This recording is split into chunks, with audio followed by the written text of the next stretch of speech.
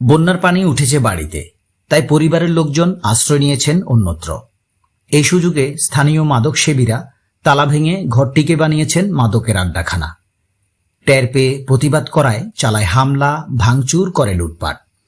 এ বিষয়ে প্রতিকার চেয়ে থানায় অভিযোগ দায়ের করেছেন ভুক্তভোগী পরিবার। ঘটনাটি ঘটেছে কুমিল্লার ১৪গ্রাম উপজেলার মুন্সিরহাট ইউনিয়নের ছাতিয়ানী গ্রামের সৈকত পাড়ায়। অভিযোগের তথ্যটি নিশ্চিত করে ১৪গ্রাম থানার এসআই বটনকান্তি চ্যাং জানান, ঘটনাস্থল পরিদর্শন করে অভিযোগের সত্যতা পেয়েছি। উভয় পক্ষকেই মীমাংসার স্বার্থে থানায় আসতেও বলেছি। অভিযোগ সূত্রে জানা যায়, গত কয়েকদিনের বৃষ্টিতে ডাকাতিয়া নদী তীরবর্তী ছাতিয়ানী গ্রামের সৈকত পাড়ার আব্দুল মান্নানের ঘরে পানি উঠলে তারা ২০শে জুলাই থেকে পার্শ্ববর্তী বাড়িতে আশ্রয় নেন।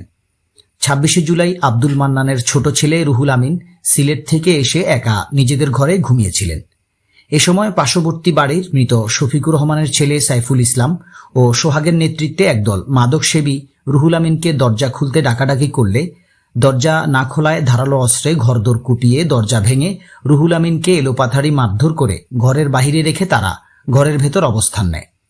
মারধরে রুহুল আমিনের চিৎকার চেঁচামেচি শুনে পরিবারের অন্যান্যরা ছুটে এলে অভিযুক্তরা পথ আটকিয়ে মারধর করে।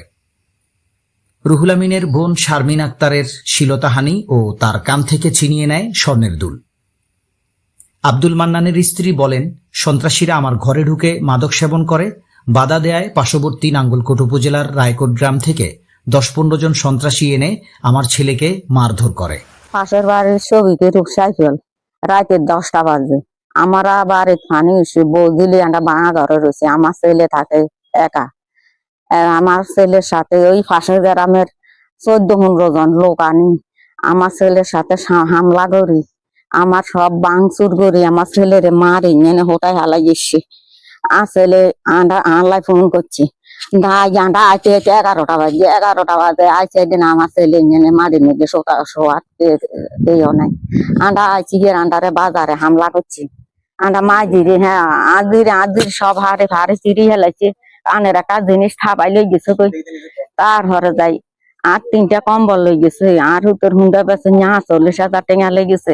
আর 40,000 হর আছে 2,000 টাকা থাক। আর এই ফাঁসের গ্রামের লোক লই যাই আরে তসল লবি করছে। আন্ডা অসহায় আর উতরা বিদেশ আর কোনো কারুগা নাই। বা আমার ছেলে যে ছেলেরে আনছি 20 তারিখে ছেলেরে আমি সিলেট ফোন করে আনছি। আই এনে থাকতে আন্ডা তো গেছিল আর ঘরে মদের আড্ডা জুয়ের আড্ডা ঘরে তালা মারা ব্যাগটা কোনা দিয়ে হান্দাই এই মদ গান্দা খায় ঘরে পুত্রে আর ঘরে যায় জিনিস ব্যাগ বেশি কি ব্যাগ টিয়া লই গেছি নি।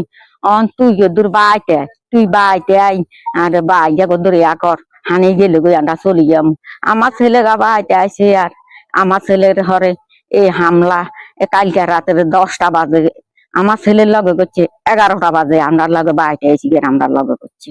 আমরা 11টা বাজে আমরা বিচার চাই, সুষ্ঠু বিচার চাই, কিছু চাই না। যেন কোনো মিছা কথা নাই, কিছু নেই। ভাই ফানি উঠে থাকতে মারি কি না আল্লাহ বন্যা দিচ্ছে কোনো তেই দেন বন্যা জ্বালা থাকতে মারি কিনা বজিলে আন্ডা বাসা বাঁধা গেছি।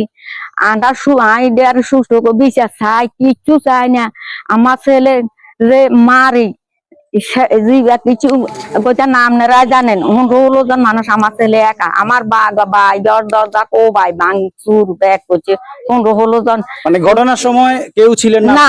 না কেউ ছিলাম না। আর হুতি মেহের মাঝে গিয়ে কান্দি আন্ডার কাছে ফোন করছে। আন্ডা বাঙ্গরডা ভাষা বান্ডা বাঙ্গরডা তুমি আদি গিয়ে বর্ষায় পানি ওঠার কারণে আপনারা বাসা ভাড়া থাকেন অন্য। জি জি।